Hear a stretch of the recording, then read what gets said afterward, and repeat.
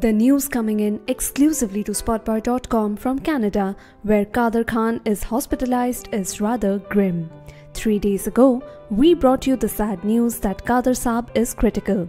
Now, his health has only deteriorated.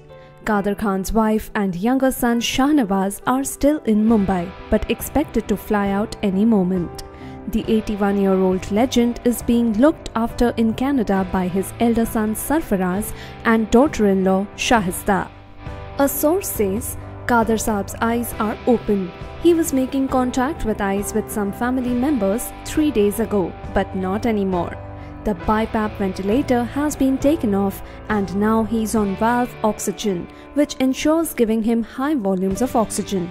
Yet, he is breathless. Adds the source, it is extremely painful to see him in such condition. At the moment, he is suffering immensely.